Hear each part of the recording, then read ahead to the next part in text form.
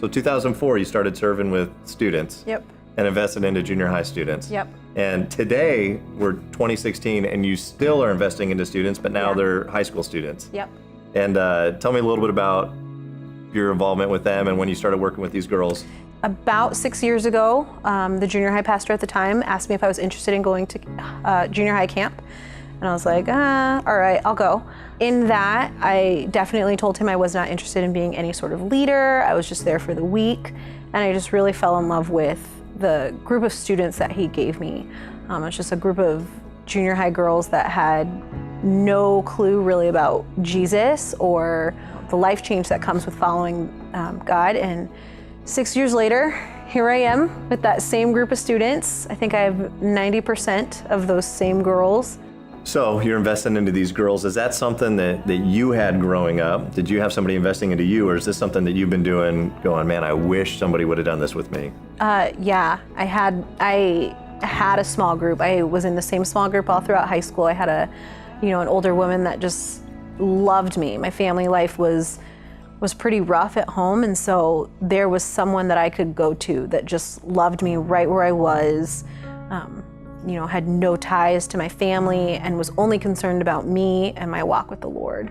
I have close relationships with all of the girls in my small group's parents, and one parent actually thanked me, and she was like, you're a partner in parenting with me. And I was like, me? Like, no way. And she's like, but you are. Like, you are the person that my child comes to when she doesn't feel like she can come to me. And students need a place to go when it's not something they want to talk about with mom and dad, or it's not something that they can talk about with mom and dad. So that's what small group leaders are for. We're here for the student above all, but we want to walk through this life with them. With our student ministries, we got a ton of students all over the place, all over our campuses, all over the church, and you're saying, yeah, there's opportunity. There's lots of opportunity for people to get involved. Yes. I would say my great hope would be that if every student that went to high school camp could come back and plug into a small group, and there be enough leaders and enough space in every small group, then, imagine what those students could do. It's hundreds of students that could learn to know Jesus better.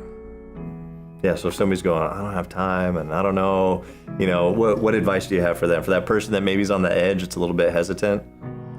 I'd really say just get involved. There's no life change like watching someone's life change.